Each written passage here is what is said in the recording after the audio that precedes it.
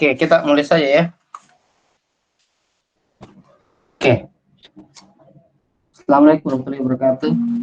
Selamat pagi. Salam sejahtera untuk kita semua. Jadi, melanjutkan materi kita untuk hari ini tentang pemilihan ya. Jadi kalau minggu lalu sebelumnya kita sudah bahas tentang runtunan, salah satu struktur dasar dari algoritma. Maka hari ini kita lanjutkan ke struktur dasar yang kedua, yaitu tentang pemilihan. Nah, berbeda dengan di runtunan. Jadi kalau di runtunan sifatnya itu kan sifat dasar dari semua algoritma dan bahasa pemrograman itu kan runtunan, ya. Nah, pemilihan ini memungkinkan kita nanti untuk melakukan seleksi atau menentukan mana instruksi atau perintah yang akan dikerjakan dan mana yang tidak. Nah, itu yang dimaksud dengan pemilihan. Jadi memilih apakah satu instruksi itu akan dikerjakan atau tidak. Nah, tentu untuk memilih nanti harus ada dasarnya. Harus ada dasar kenapa kita harus memilih instruksi ini dikerjakan dan instruksi yang lain itu yang tidak dikerjakan. Nah, itu yang dimaksud dengan pemilihan.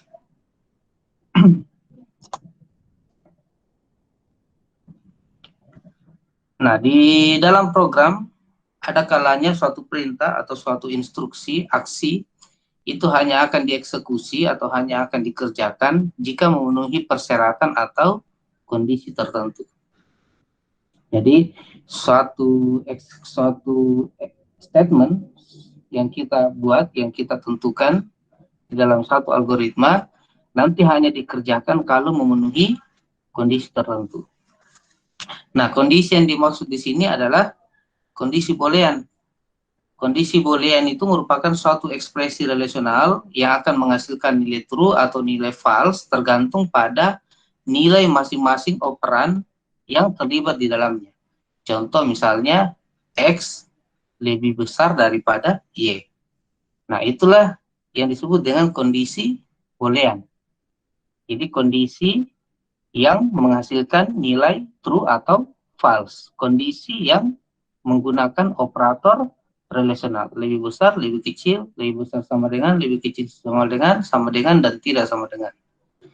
Nah, kondisi ini nanti akan menentukan apakah suatu aksi atau suatu instruksi itu akan dikerjakan atau tidak.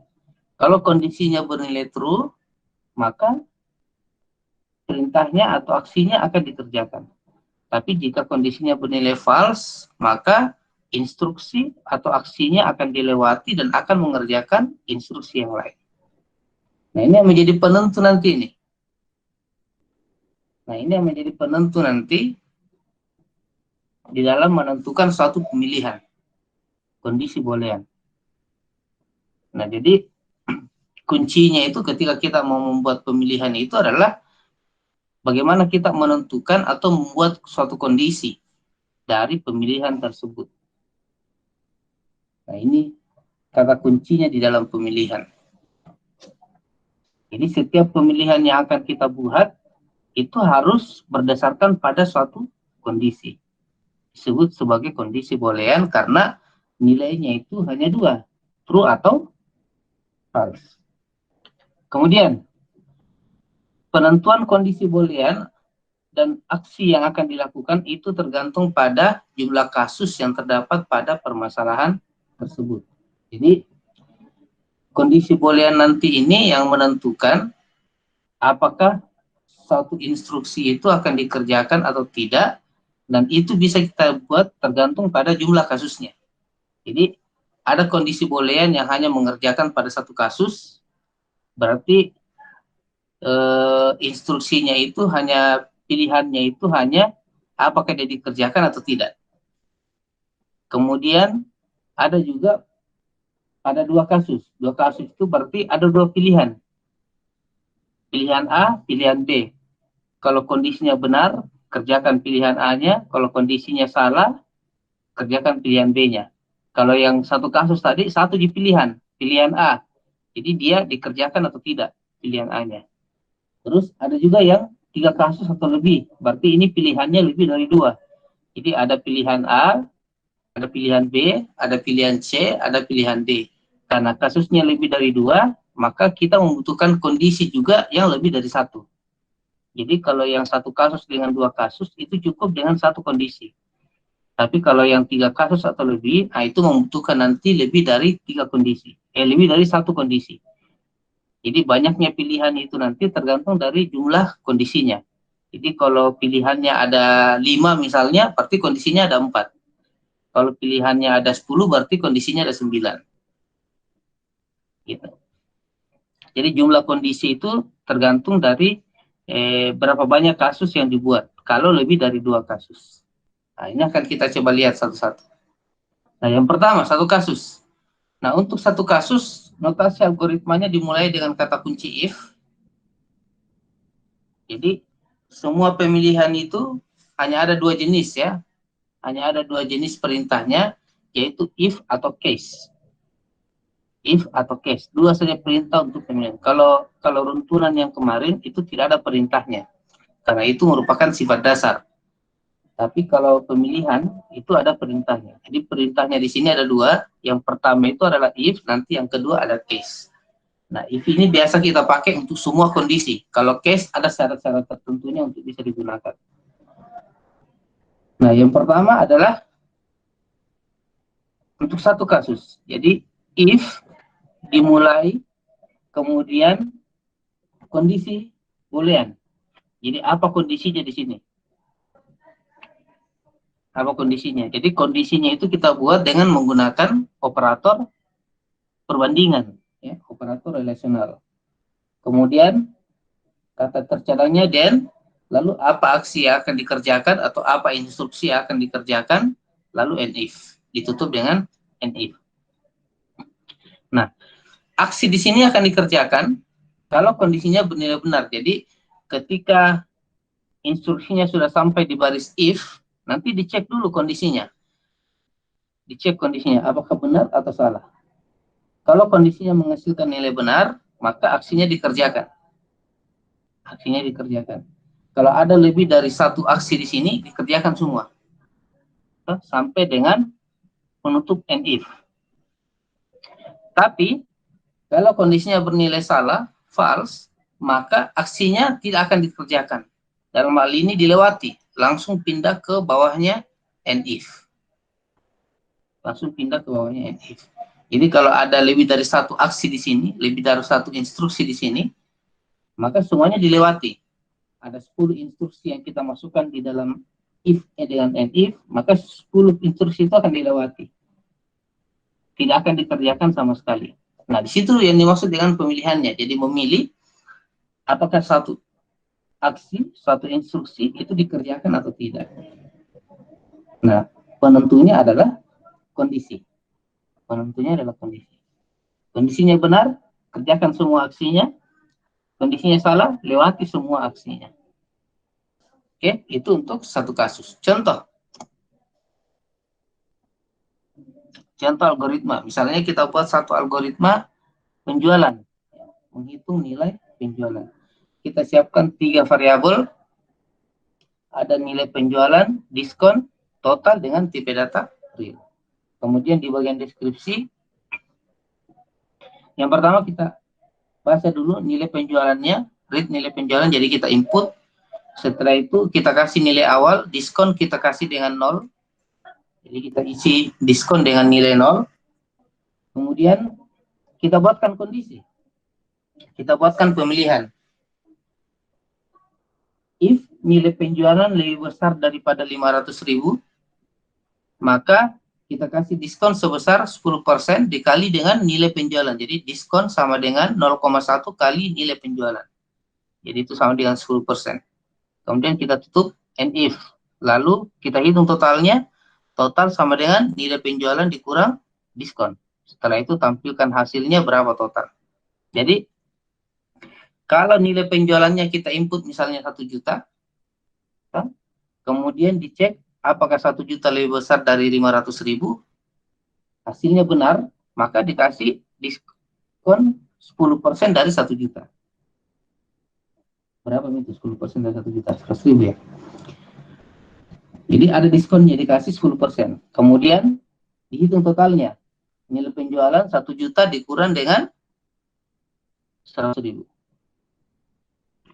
Tapi kalau kita input misalnya nilai penjualannya adalah 200.000. Kemudian dicek nilai penjualannya. Apakah nilai penjualannya lebih besar dari 200.000? Nah, kan tidak. False hasilnya ya, salah. Maka diskonnya tidak dikasih 10%, tapi diskonnya tetap 0. Jadi kita kasih nilai awal dulu, diskonnya 0. Nanti kalau nilai penjualannya lebih besar dari 500.000, baru kita hitung diskonnya 10%.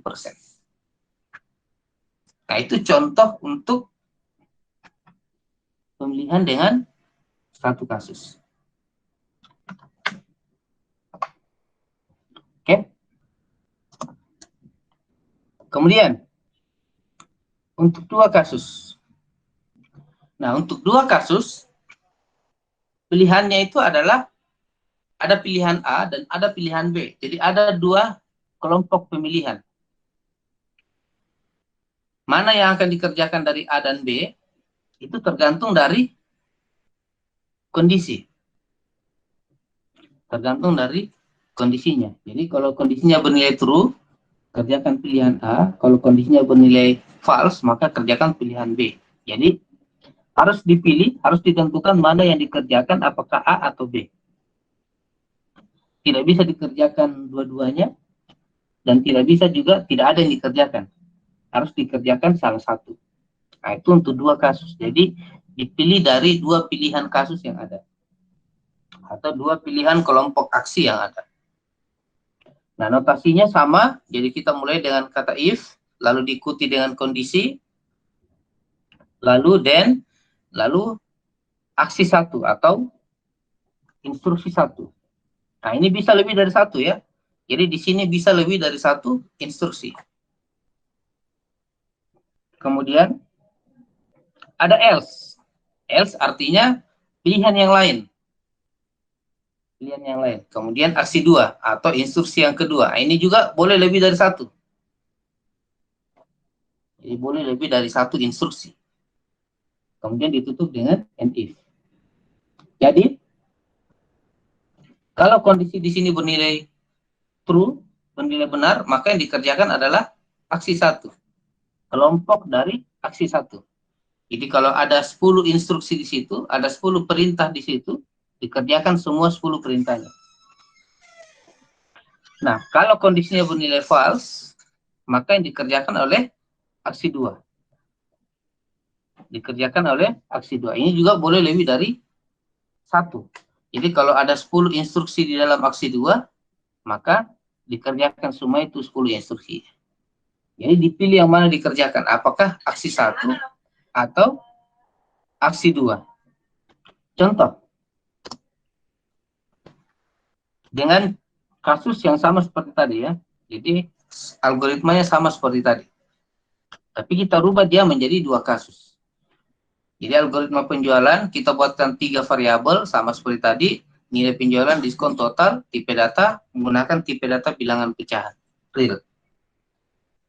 Pertama kita input nilai penjualannya. Nah, tidak ada nilai awalnya di sini ya untuk diskon. Jadi kita langsung input nilai penjualan, langsung kita buatkan if.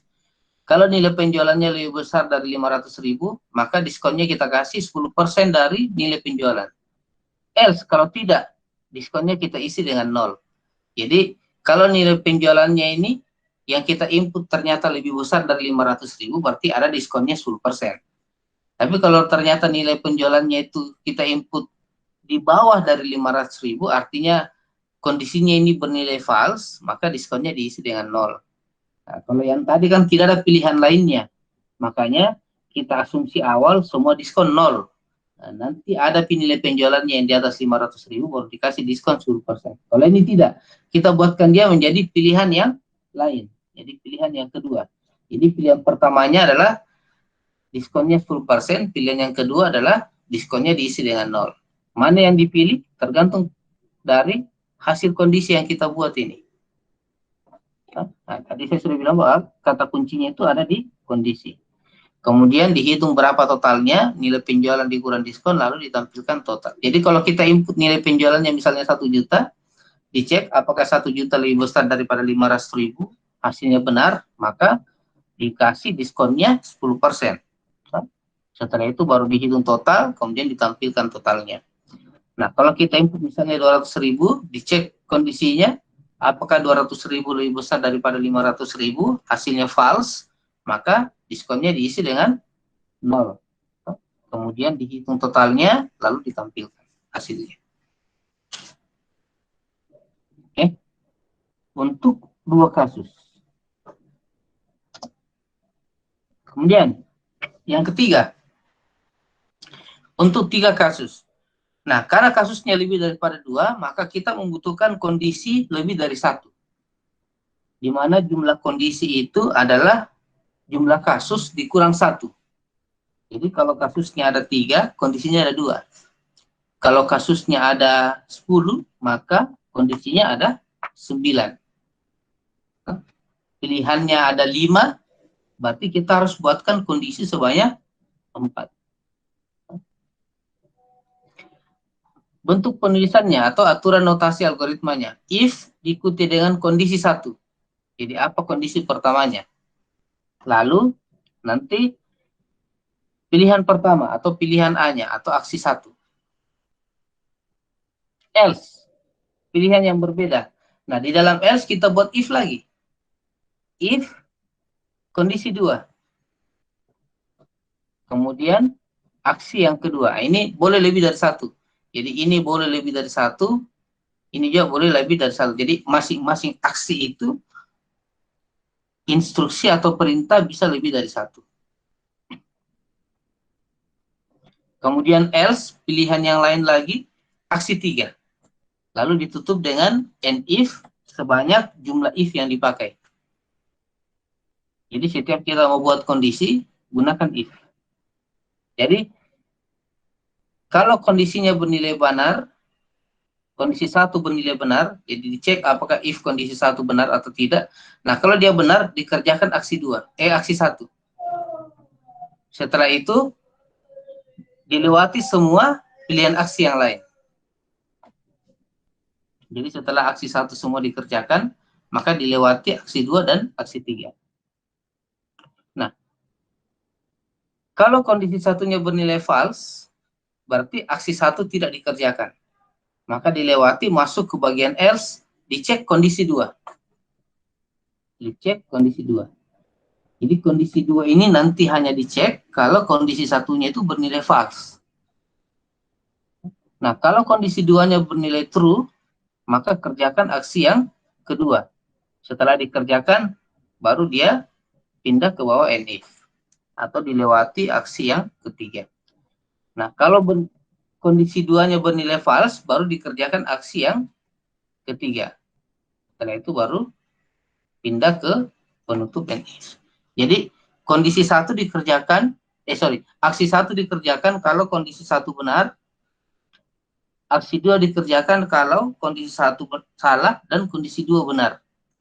Sedangkan aksi 3 dikerjakan kalau kondisi 1 dan kondisi 2 hasilnya adalah salah atau semua kondisinya bernilai false. Baru aksi 3 dikerjakan. Oke, jadi ada 3 pilihan dengan 2 kondisi.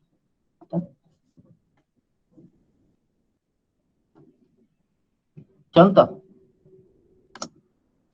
Dengan kasus yang sama seperti tadi. Ini algoritma penjualan.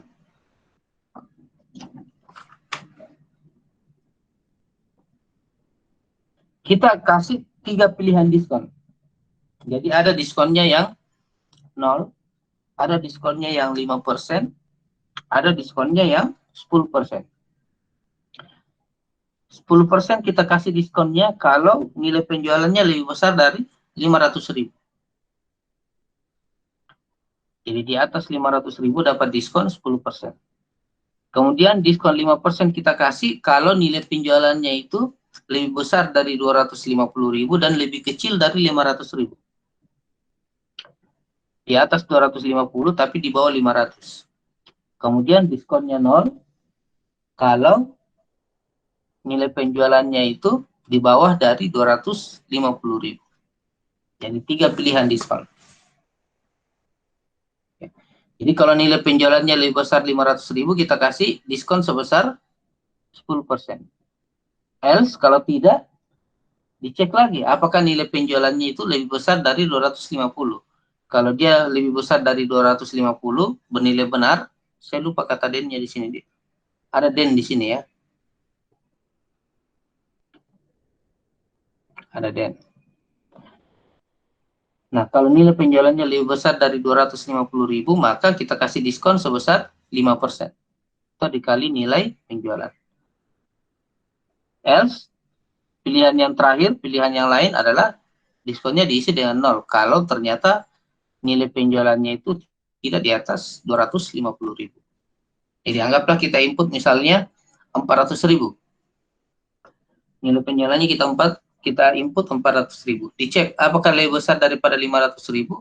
Hasilnya adalah salah, false. Berarti pindah ke else. Di else dicek lagi. Apakah nilai penjualannya di atas dari 250.000? Benar. Kan? True. Maka dihitung diskonnya 5% dikali dengan 400.000. Setelah itu dihitung total, tampilkan total. Oke, jadi 3 pilihan, 3 kasus dengan 2 kondisi. Sampai sini ada yang mau ditanyakan? Silahkan. Kalau ada yang mau ditanyakan langsung tulis di bagian chat saja ya. Kemudian yang terakhir, struktur case. Nah, struktur case ini adalah bentuk penyederhanaan dari if untuk 3 kasus atau lebih. Jadi disederhanakan karena jumlah barisnya jadinya lebih sedikit dibanding kalau kita pakai if. Ya. Jadi kalau kita ambil perbandingan,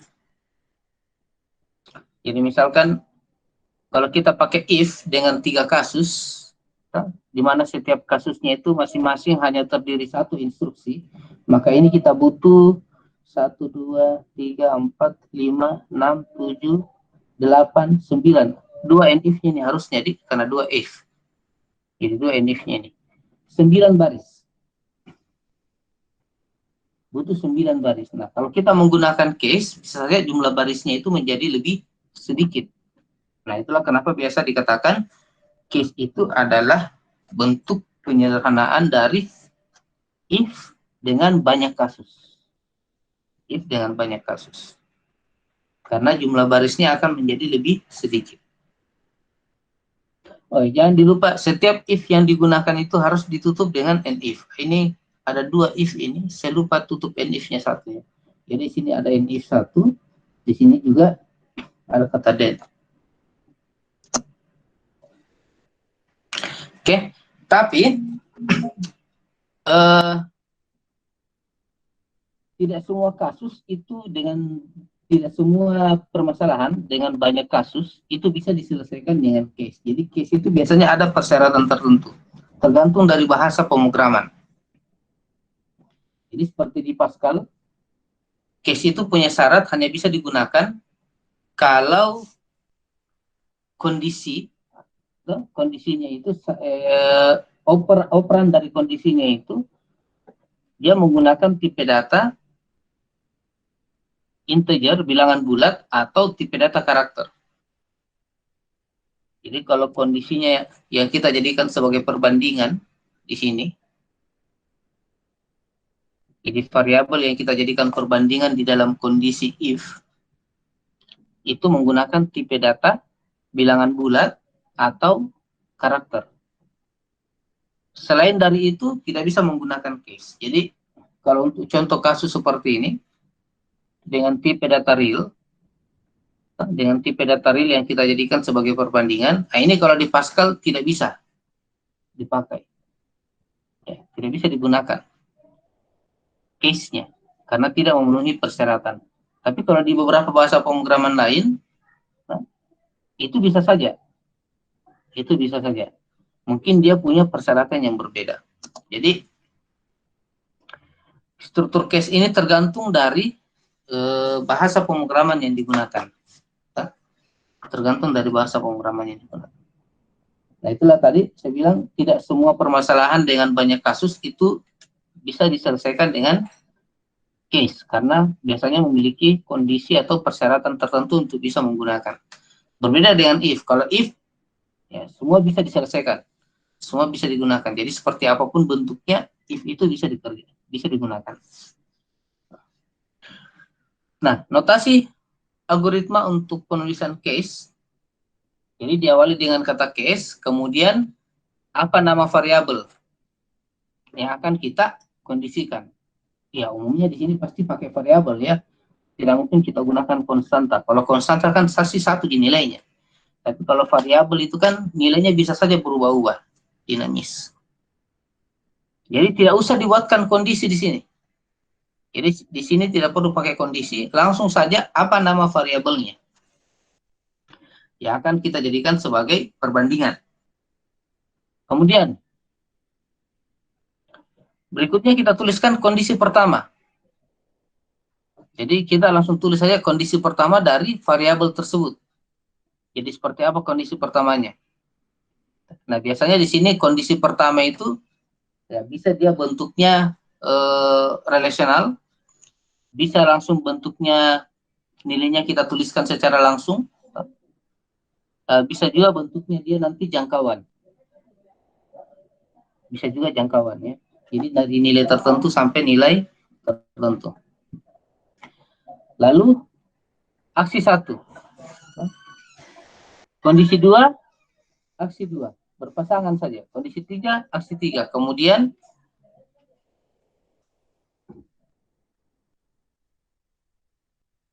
kalau semua kondisinya tidak ada yang terpenuhi, maka kondisi yang ke N.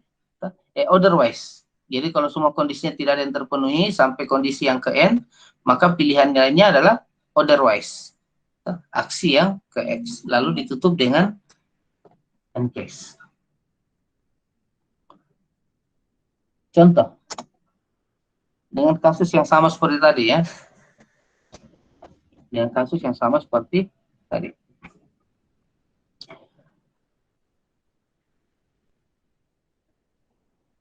Pertama kita input nilai penjualannya, kemudian kita buatkan seleksi pemilihan dengan menggunakan case. Case nilai penjualan, jadi langsung dituliskan saja di sini nama variabelnya. Langsung dituliskan nama variabel. Kalau di dalam algoritma, tidak usah perhatikan permasalahan persyaratan dari case ya. Jadi if dengan case gunakan saja. Nah, nanti di bahasa pemrogramannya yang mengikuti. Case, apa nama variabelnya? Nilai penjualan. Kemudian, kalau nilai penjualannya adalah 500.000, kita kasih diskon 10%. Kita kasih diskon 10%. Jadi kalau nilai penjualan 500.000, bernilai 500.000, bukan lebih besar ya, tapi bernilai 500.000. Jadi bukan lebih besar dari 500.000. Jadi kalau nilai penjualannya 500.000, baru dia kasih diskon ini. Kemudian, kalau nilai penjualannya 250.000, dikasih diskon 5%. Bernilai 250.000. Bukan lebih besar, bukan lebih kecil. Selain dari itu, otherwise kita kasih diskon 0. Lalu ditutup dengan N case. Setelah itu dihitung total dan tampilkan totalnya. Jadi, kalau nilai penjualannya di sini anggaplah kita input 1 juta, maka diskonnya 0. Diskonnya 0. Karena dicek apakah diskonnya 500.000, salah. Diskonnya 250.000, salah. Pilihan lain, diskon 0. Ini name. Ini name. Nah, kecuali kalau di kondisi di sini kita pakai jangkauan ya. Jadi 500.000 sampai 1 juta. Nah, sampainya itu pakai titik 2 kali. Ya, pakai titik 2 kali. Jadi kalau kita mau bikin jangkauan di sini, misalnya dari 500.000 sampai 1 juta, maka kita pakai titik 2 kali di sini kita pasang. 500.000 titik 2 kali 1 juta. Berarti itu adalah jangkauan. Nah, tapi kalau seperti ini nilainya langsung. Jadi bernilai 500.000. Kalau nilainya selain 500.000, berarti dia tidak ambil. dia tidak ambil yang 10%. Nah, begitu juga dengan yang 250.000. Nah, kita hitung jumlah barisnya. Kalau kita hitung jumlah barisnya, ini hanya 1, 2, 3, 4, 5 baris saja. Kalau kita menggunakan if, maka dia membutuhkan 9 baris. Nah, itulah biasa dikatakan, jadi case ini adalah bentuk sederhana dari if, karena mengurangi jumlah baris. Oke? Sampai di sini ada mau ditanyakan? Silahkan. Ada? Lanjut. Lanjut Pak, lanjut. Oke. Baik, beberapa contoh kasus pemilihan ya.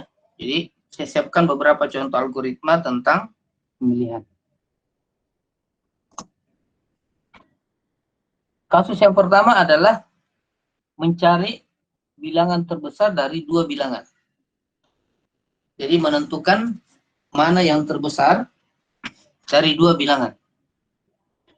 Itu pasti menggunakan if ya. Tidak ada penyelesaian lainnya itu selain menggunakan if. Cuma nanti bentuk if-nya macam-macam. Nah, ini satu contoh kasus yang bisa kita jadikan contoh untuk menentukan jumlah if yang kita pakai. Jadi kalau untuk 2 bilangan, ya cukup pakai 2 if.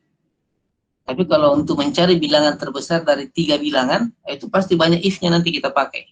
Bahkan kita bisa pakai if bersarang. If di dalam if. Jadi di dalam penggunaan if itu bisa saja nanti di permasalahannya itu kita harus menggunakan if bersarang. If bersarang itu adalah penggunaan if di dalam if. Jadi kita pakai if, nanti di dalamnya lagi pakai if lagi. Di dalamnya lagi pakai if lagi. Itu bersarang namanya. Oke. Algoritma bilangan terbesar. 1. Berarti ada yang lain nanti. Jadi mencari bilangan terbesar dari 2 bilangan bulat yang diinput. Hasilnya ditampilkan ke piranti keluaran atau ke layar.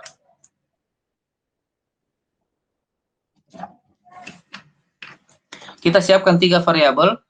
Jadi ada bil 1, bil 2, kemudian max. Max itu kita gunakan untuk menampung nilai terbesarnya nanti. Tipe data bilangan bulat integer. Jadi deskripsi, pertama kita input dulu bil 1, bil 2. Jadi kita baca bil 1, bil 2-nya. Setelah itu kita tentukan mana yang terbesar dari 2 bilangan tersebut. Kita pakai if. Jadi if bilangan 1 lebih besar daripada bil 2, maka bil 1 kita isi ke max. Jadi kalau bil 1-nya lebih besar daripada bil 2, bil 1-nya kita isi ke max. Else, otomatis pasti yang terbesar adalah bil 2. Bil 2-nya kita isi ke max. Jadi kalau bukan bil 1 yang terbesar, pasti bil 2. Lalu setelah itu tampilkan berapa nilai maksimumnya. Berapa nilai dari variabel max. Apakah isinya bil 1 atau isinya adalah bil 2. Nah, tergantung dari pengecekan hasil kondisi. Jadi kalau kita input, misalnya input bil 1-nya adalah 5, kemudian kita input bil 2-nya adalah 10, kemudian dicek apakah 5 lebih besar daripada 10, hasilnya adalah false, maka yang dikerjakan adalah yang ini. Nilai dari bil 2 yaitu 10, kita isikan ke max. Setelah itu tampilkan nilai max-nya 10. Jadi muncul 10. Input 10, 15. Maka yang muncul adalah 15. Input 20 dengan 10. Maka yang input muncul nanti adalah 20. Sebagai nilai terbesar. Oke.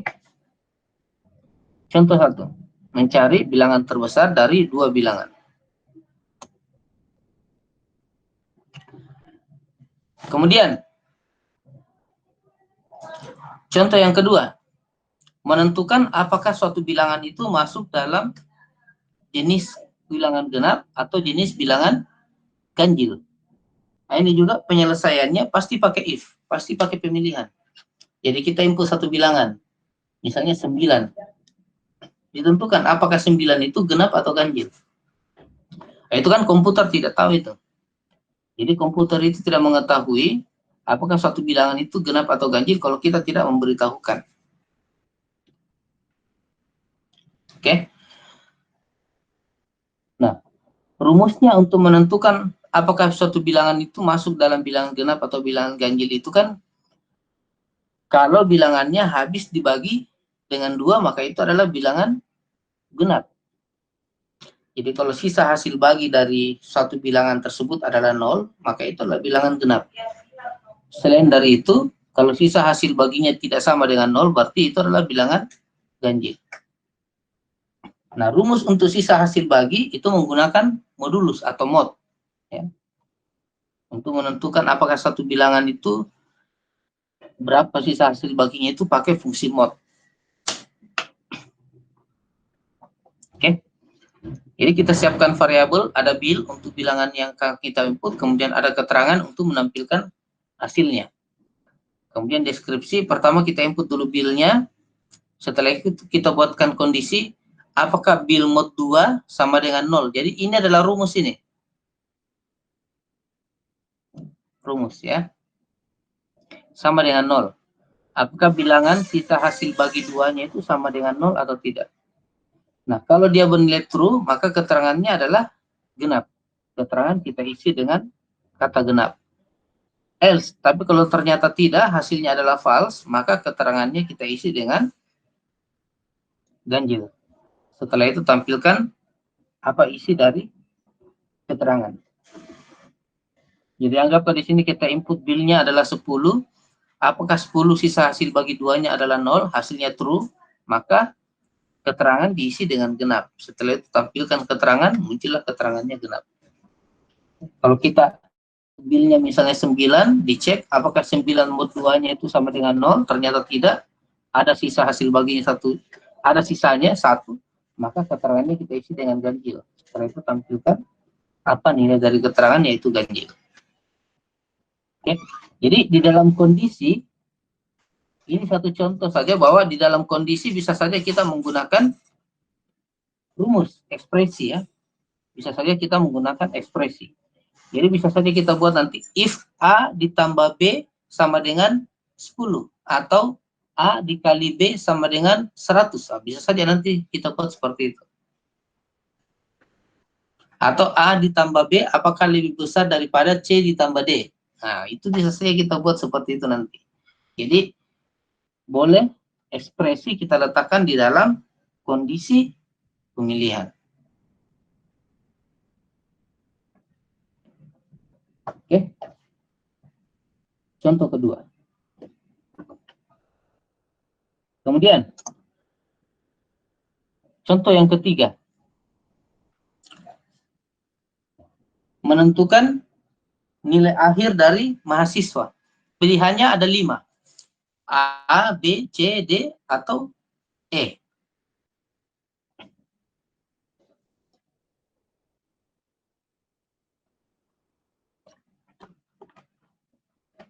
Nah, karena pilihannya ada 5, maka kita menggunakan if dengan banyak kasus.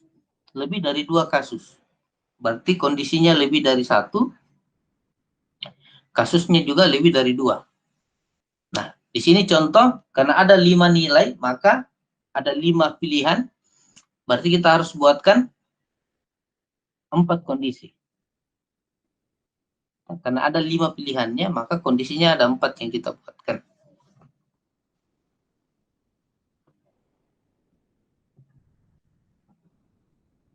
Algoritma nilai mahasiswa, jadi menampilkan keterangan, salah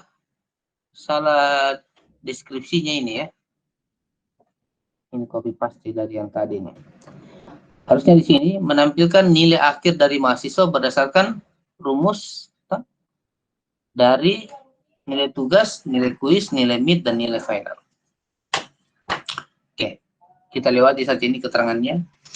Deklarasi, jadi deklarasinya kita siapkan ada NIM dan nama dengan tipe data string, kemudian ada nilai tugas, nilai kuis, nilai mid, nilai final, dan total nilai dengan menggunakan tipe data bilangan pecahan real.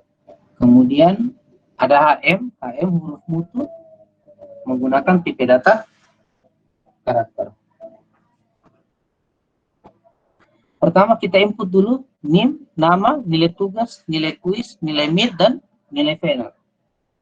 Setelah itu kita hitung rumusnya, total nilai. Jadi total nilai sama dengan 15% dari nilai tugas, ditambah dengan 20% dari nilai kuis, ditambah dengan 25% dari nilai mid, ditambah dengan 40% dari nilai final. Kemudian kita buatkan kondisi. Kalau total nilainya lebih besar sama dengan 80, berarti huruf mutunya kita isi dengan A. Selain dari itu masih ada 4 pilihan yang lain. Jadi kita buatkan lagi kondisi. Else.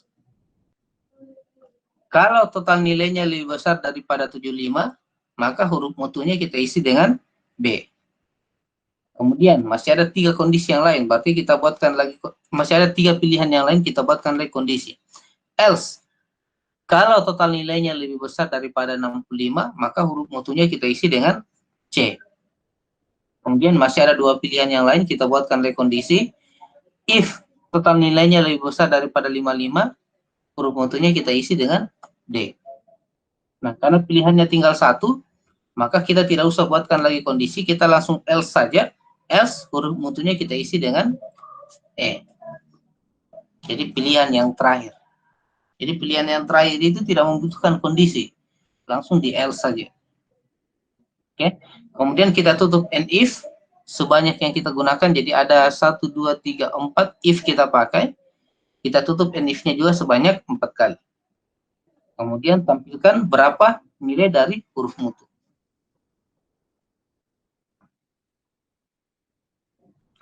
Oke. Jadi anggaplah kalau hasil dari total nilainya itu mendapat 65, nah nanti dicek. Apakah 65 lebih besar dari 80? Tidak.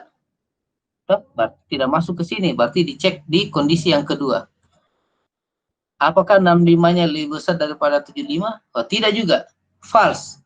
Berarti tidak dikerjakan yang B-nya. Berarti dicek lagi di kondisi yang ketiga. Apakah huruf nilai total nilainya itu lebih besar sama dengan 65? Betul. Karena kebetulan hasilnya adalah 65. Berarti kondisinya benar. Maka huruf mutunya diisi dengan C. Nah, karena ini bernilai benar, maka dia tidak kerjakan lagi kondisi yang berikutnya. Langsung dilewati, pindah ke bawahnya and if. Jadi begitu mendapati kondisi yang benar, kerjakan aksinya, setelah itu lewati kondisi-kondisi yang berikutnya. Jadi langsung pindah ke bawahnya and if, tampilkan berapa huruf mutunya, muncul nilainya C. Oke. Kalau misalnya kita dapat total nilainya 95, dicek apakah nilainya lebih besar daripada 80 benar, maka huruf mutunya diisi dengan nilai A, maka semua kondisi yang lain tidak akan dicek lagi, langsung pindah ke bawahnya and if, tampilkan nilai huruf mutunya A hasilnya. Oke. Ini contoh dengan 5 pilihan, 5 kasus dengan 4 buah kondisi.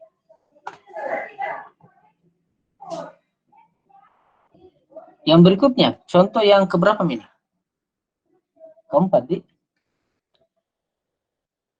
algoritma bilangan terbesar 2. Berarti mencari bilangan terbesar dari 3 bilangan. Jadi 3 bilangan ini yang kita mau cari, mana yang terbesar di antara 3 bilangan tersebut. Jadi kita siapkan 4 variabel, bil 1, bil 2, bil 3, dan max. Jadi 3 variabelnya ini, bil 1, bil 2, bil 3 ini kita input, maxnya nanti itu diisi salah satu yang terbesar dari 3 bilangan ini. Nah, pertama kita baca bil 1, bil 2, bil 3. Setelah itu kita bandingkan dulu bil 1 dan bil 2. Mana yang terbesar dari bil 1 dengan bil 2. Kemudian kita bandingkan lagi yang terbesar di antara bil 1 dan bil 3. Nah, kalau kondisinya ini benar, ini juga kondisinya benar, maka maksnya kita isi dengan bil 1. Kalau kondisi pertamanya benar, kondisi keduanya salah, maka maksnya kita isi dengan bil 3. Oke. Nah, ini yang dimaksud dengan if bersarang ini. Jadi di dalam if ada if. Kemudian else. Else ini dari if yang pertama. Else ini dari if yang pertama. Kalau kondisi yang pertama ini bernilai salah, maka dicek kondisi yang berikutnya, if bil 2 lebih besar daripada bil 3. Jadi kalau bil 1-nya lebih besar daripada bil 2 ini bernilai salah, dalam hal ini bil 2 ternyata yang lebih besar, maka dibuat oleh kondisi apakah bil 2 lebih besar daripada bil 3. Kalau dia bernilai benar, maka maksnya kita isi dengan bil 2. Kalau dia bernilai salah, maka maksnya kita isi dengan bil 3. Oke, terakhir tinggal ditampilkan berapa nilai daripada maks. Jadi masing-masing di dalam if itu ada if. Jadi di dalam if yang pertama ada if, kemudian di dalam pilihan yang lain dari if yang pertama juga ada if. Nah, yang perlu diperhatikan itu ketika kita membuat if yang bersarang, itu adalah penutupnya. Penutup. Nah, ini and if, penutup dari if yang pertama. Diletakkan sebelum else. Tidak boleh kita letakkan semua di bawahnya sini ya, tidak bisa. Karena di dalam if-nya itu kita gunakan if.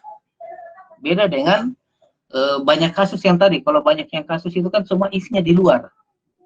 Tapi, nah kalau ini if-nya di dalam. Jadi bersarang. Makanya penutupnya harus di dalam juga. Oke. Nah, supaya dia lebih teratur, lebih rapi ketika kita menuliskan, atur indentasinya ya. Atur indentasi. Jadi setelah if yang pertama, if yang keduanya kasih agak masuk ke dalam. Jangan dikasih sejajar semua ke bawah. Sama kalau kita menuliskan kode algoritma nanti, kode program nanti. Kalau kita menggunakan if bersarang, jangan dikasih sejajar semua barisnya ke bawah. Tapi bikin dia masuk. Kasih masuk ke dalam atau kasih indent dia ke dalam. Supaya nanti kelihatan di mana batasnya. Jadi kalau kita membuatkan else yang di dalamnya, kelihatan. Jadi ini else dari if yang ada di dalam, bukan else dari if yang pertama. Ini and if penutup dari if yang di dalam, bukan penutup dari if yang pertama. Oke? Nah, bisa saja nanti di dalam if yang kedua ada if lagi di sini. Di sini ada if lagi dipakai nanti. Misalnya ya. Itu berarti ditutup di dalamnya lagi. Kalau ada else, berarti else-nya di if yang ketiga. Atau if yang di dalamnya. Oke, ini untuk algoritma mencari bilangan dari 3 bilangan yang ada. Ini satu contoh dengan menggunakan banyak if. Ini kalau kita hitung barisnya ada berapa ini? 1, 2, 3, 4, 5, 6, 7, 8, 9, 10, 11, 12, 13 baris dibutuhkan. Itu baru 3 bilangan ya. Bayangkan kalau dia 5 bilangan. Banyaknya itu if yang kita pakai. Oke. Nah, bentuk sederhana untuk mencari bilangan terbesar dari 3 bilangan. Bentuk lainnya ini ya. Bentuk lainnya. Jadi, sama seperti tadi, kita input bilangan 1, bilangan 2, bilangan 3. Kemudian, di dalam if yang pertama, kita langsung buat 2 kondisi dengan menggunakan penghubung logika. Jadi ada 2 kondisi. If bil 1 lebih besar daripada bil 2, and bil 1 lebih besar daripada bil 3. Jadi ada 2 kondisi. Kondisi yang pertama, kondisi yang kedua, menggunakan penghubung operator logika. N dalam hal ini. Jadi kondisi pertama harus bernilai benar, kondisi kedua juga harus bernilai benar, baru dia kerjakan aksi yang pertama. Beda kalau kita pakai OR ya. Kalau kita pakai OR di sini berarti cukup salah satu kondisinya saja terpenuhi, maka dia akan kerjakan pilihan yang pertama. Nah, ini karena dia pakai N, berarti dua-duanya harus terpenuhi baru bisa mengerjakan pilihan yang pertama. Jadi if bil 1 lebih besar daripada bil 2 dan bil 1 lebih besar daripada bil 3, maka yang terbesar adalah bil 1. Else, if bil 2 lebih besar daripada bil 1 dan bil 2 lebih besar daripada bil 3, maka yang terbesar adalah bil 2. Kemudian else, terbesar adalah bil 3. Setelah itu tampilkan berapa nilai dari max-nya. Jadi ini hanya kita butuh 1, 2, 3, 4, 5, 6, 7, 8, 9 baris. Kalau yang tadi berapa? 13 baris. Oke. Jadi di sini kita biasa lihat contohnya bahwa dalam satu kondisi if, kita bisa buat lebih dari satu kondisi dengan menggunakan operator penghubung logika. Apakah dia AND atau OR. Biasanya yang dipakai itu dua saja, AND atau OR, salah satunya ya. Ya, jarang kita pakai XOR di situ. Not bisa saja kita gunakan juga, ya. If not dari apa? Tapi yang umum yang sering biasa dipakai itu AND dengan OR. Oke, jadi kondisi dalam satu if bisa saya lebih dari satu ya. Bisa lebih dari satu. Nah, ini lagi bentuk sederhana dari bagaimana mencari bilangan terbesar dari 3 bilangan. Oke. Jadi if yang bersarang tadi kita gabung ke dalam satu if.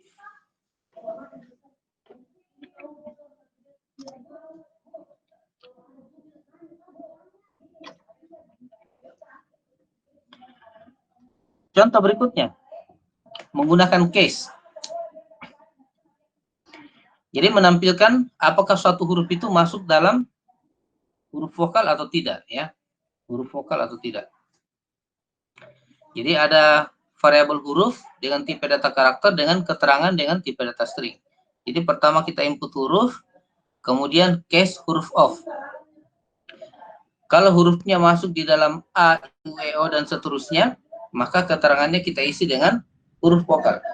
Jadi kalau huruf yang kita input itu masuk ke dalam ini, salah satu dari nilai ini, maka keterangannya kita isi dengan huruf vokal. Jadi di dalam kondisi case itu bisa saja nilainya lebih dari satu untuk satu pilihan. Nah, itu tinggal menggunakan koma saja. Ya, ini kan pakai koma ini ya. Nilai pertama, nilai kedua, nilai ketiga, nilai keempat, nilai kelima. Jadi salah satu hurufnya masuk ke salah satu nilai kelompok dari nilai ini, nah itu maka yang diambil adalah aksinya, huruf vokal. Otherwise, pilihan yang lain kalau tidak masuk ke situ, maka huruf konsonan. Setelah itu tampilkan apa nilai dari keterangan. Oke.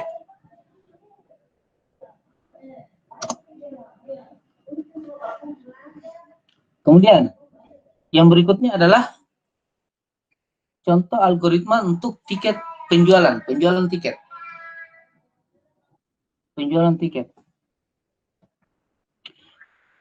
Nah, deklarasi variabelnya ada kode tiket, kota, tipe data string, kemudian ada kode tujuan, tipe data karakter, kemudian jumlah bait, kemudian ada harga, subtotal, diskon, dan total dengan tipe data real. Pertama kita input kode tujuan, kode tiket, kode tujuan, dan jumlah. Kemudian kita seleksi kode tujuannya. Kalau kode tujuannya A, maka kotanya kita isi dengan pare-pare. Ini harusnya pakai tanda petik ini, karena ini adalah string. Kemudian harga kita isi dengan 150.000. Else, kalau kode tujuannya adalah B, maka kotanya kita isi dengan palopo. Ini juga adalah pakai string, pakai tanda petik di sini karena dia adalah string. Harganya adalah 200.000. Kemudian kalau kode tujuannya adalah C, salah ini harusnya Toraja di sini. Kota kita isi dengan Toraja, harganya 250.000. Kemudian kita tutup and if sebanyak 3 kali karena ada 3 if yang kita pakai. Kemudian kita hitung subtotalnya, harga dikali dengan jumlah. Harga ya diambil dari salah satu nilai yang ini tadi, tergantung berapa kode tujuannya. Kemudian jika subtotalnya lebih besar daripada 1 juta, jadi jika nilai totalnya ini lebih besar daripada 1 juta, kita kasih diskon 5% dari subtotal. Kalau tidak, diskonnya 0, berarti tidak ada diskon. Kemudian kita hitung total, subtotal dikurang diskon, kemudian tampilkan berapa nilai dari totalnya.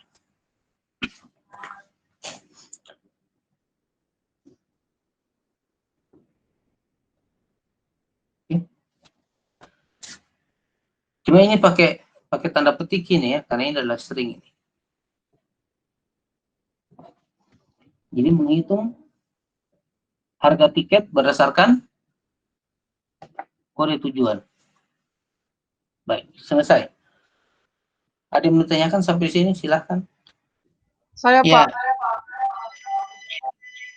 mau katanya kalau benar ada banyak teman yang belum kerja algoritma minggu lalu Pak, yang tugas, yang teori.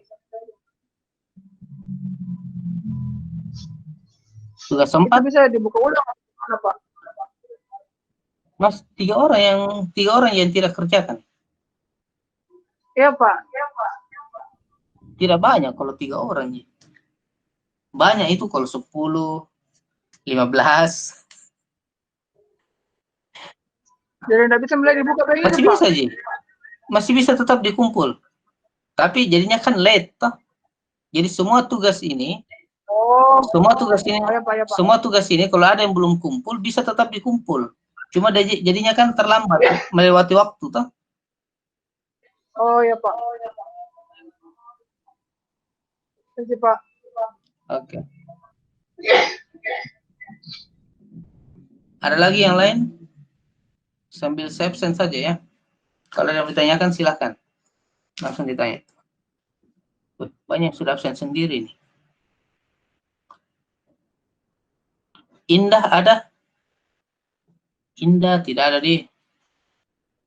Enriksal?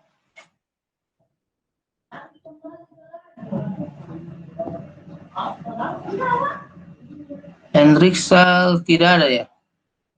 Tidak ada. Marcelino? Ada Pak.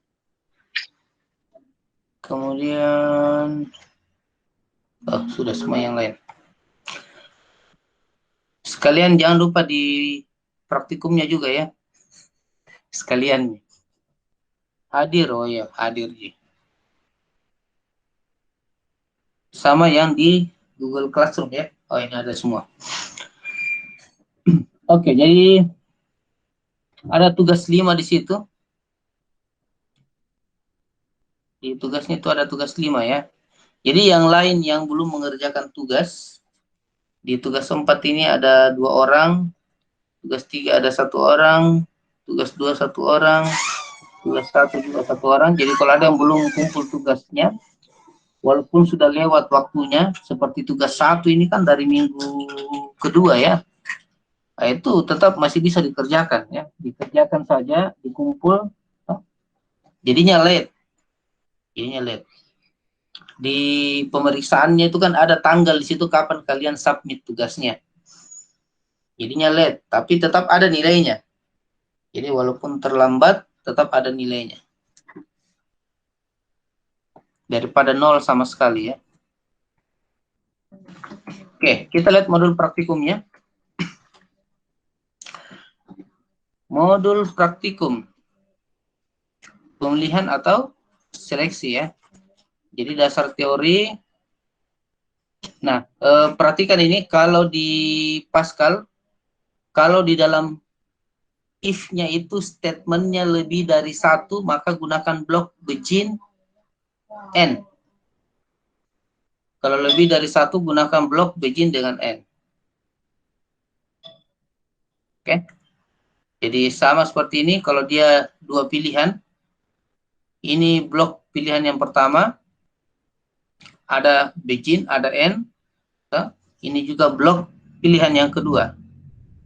Ada n, ada begin, ada n. Jadi masing-masing dikasih blok begin n.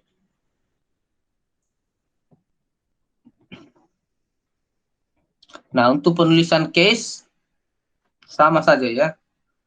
Bedanya itu di otherwise-nya. Jadi kalau di algoritma kita pakai otherwise, di Pascal di sini dia pakai else ya. Di beberapa bahasa pemrograman lain seperti situ dia pakai otherwise. Oke, Kemudian masuk ke percobaan. Jadi program yang pertama ini menghitung tunjangan. Kemudian program yang kedua hampir sama seperti program yang pertama, jadi dimodifikasi saja program yang pertama, di save as, kemudian dirubah. Nah, ini ada tambahan beberapa rumusnya di sini. Kemudian program yang ketiga ini mencari bilangan terbesar dari dua bilangan. Kemudian program yang keempat menghitung nilai akhir, apakah A, B, C, D, E, dan seterusnya. Kemudian program yang keempat sama menghitung nilai akhir tapi menggunakan case. Jadi kalau yang pertama tadi ini kita menggunakan if, yang kedua ini pakai case. Nah, di sini case boleh digunakan karena kebetulan yang kita mau hitung nilai akhir itu dia tipe data integer. Kalau di sini tipe data real, nanti kalian coba-coba ya. Kalian ganti ini integer dengan tipe data real. Lalu pakai case, apakah bisa atau tidak? Nanti bisa dicoba. Oke, kemudian untuk tugasnya itu adalah membuat program untuk menginput tiket penjualan. Hasil akhirnya seperti ini. Jadi yang diinput itu adalah kode tiket, kode tujuan, jumlah, sama seperti algoritma yang terakhir tadi. Jadi input kode tiket, nanti input kode tujuan, otomatis muncul kota tujuan dengan harga, kemudian diinput lagi berapa jumlahnya, nanti otomatis muncul subtotal diskon dengan total harga. Jadi outputnya seperti ini, tampilan hasil akhirnya seperti ini. Oke. Nah, itu untuk modul praktikumnya. Jadi yang dikumpul nanti ada sebanyak 6 program. 5 dari percobaan, 1 dari tugas. Oke. Ada mau ditanyakan? Silahkan. Tugas 5. Tugas 5 yang di mana nih? Yang praktikum? Yang teori? Wah, ini saya salah kasih soal kayaknya nih. Ini soalnya ini. Ada algoritmanya yang tadi. Sudahlah, tidak apa-apa. Nanti saya tambahkan lagi soal kedua di sini. Penulisan kayak bejana. Penulisannya sama seperti yang di contoh tadi. Seperti ini, pakai notasi algoritma. Jadi, karena kita sudah belajar bagaimana membuat algoritma, sudah sampai di pemilihan ini, struktur dasar yang kedua. Jadi semua algoritma yang kalian buat itu harus seperti ini bentuknya ya. Menggunakan penulisan notasi algoritma. Jadi ada headernya dilengkapi dengan keterangan, komentar, kemudian ada deklarasi dan deskripsi. Jadi semua algoritma, kalau kalian tulis soalnya nanti, bentuk penulisannya begini semua. Header, deklarasi, deskripsi.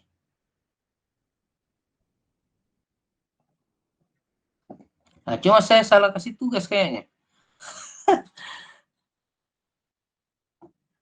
Karena tugasnya yang ini, sudah ada jawabannya yang tadi ya. Di teorinya ini ada jawabannya. Yang ini jawabannya.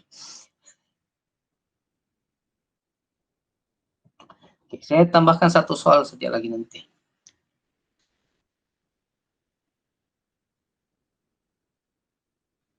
Jadi semua algoritma kalau kalian tulis, itu bentuk penulisannya seperti itu ya. Header, deklarasi, deskripsi. Nah, deskripsinya nggak usah pakai nomor 1, 2, 3 ya, nggak usah. Langsung saja instruksi-instruksinya, perintah-perintahnya apa saja. Nah, dia kan 3 poin gitu kalau di deklarasi. Input, proses, output. Jadi apa yang diinput, bagaimana prosesnya, lalu apa outputnya. Kalau yang diinput lebih dari 1, gabung-gabung saja. Contoh seperti yang tadi ini. Nah, ini. Yang diinput ini ada 5. 6 malah. Yang diinput ada 6. Ya, digabung saja semua. Digabung. Inputnya itu, kemudian prosesnya ini, outputnya ini. Nah, ini juga inputnya contoh, ada 3 di input. Ini inputnya, read, proses sampai sini, output, total.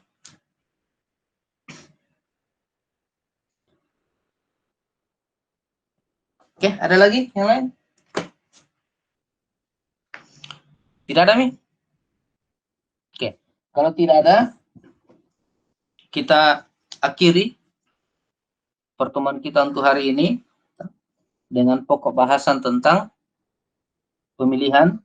Kalaupun masih ada yang mau ditanyakan nanti, silahkan tanyakan di grup WA ya. Kalau yang tidak jelas, tanyakan di grup WA.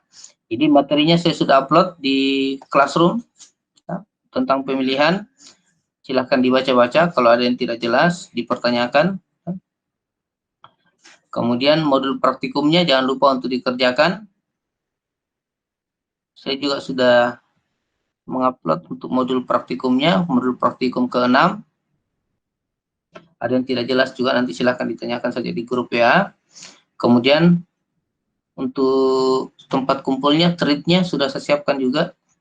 Kalau sudah selesai langsung diupload. Dan yang paling utama juga jangan lupa untuk absen ya. Kalau memungkinkan absen di praktikum, absen juga di Classroom Karismanya ya. Kalaupun kalian tidak absen di Classroom Karisma, nanti saya yang absenkan karena acuannya saya yang utama itu di sini ya. Jadi kalau di sini hadir ya berarti hadir di Classroom Karismanya. Tapi kalau di sini ternyata tidak hadir, ya berarti di Classroom Karismanya juga saya kasih tidak hadir. Oke. Tidak ada? Kalau tidak ada, kita tutup, kita akhiri. Assalamualaikum warahmatullahi wabarakatuh. Selamat pagi. Salam sejahtera untuk kita semua. Ya, semoga kita selalu dalam keadaan sehat walafiat. Amin. Terima kasih, Pak. Makasih, Pak. Makasih, Pak. Makasih, Pak. Makasih, Pak. Ya, sama-sama. Makasih, Pak. Assalamualaikum.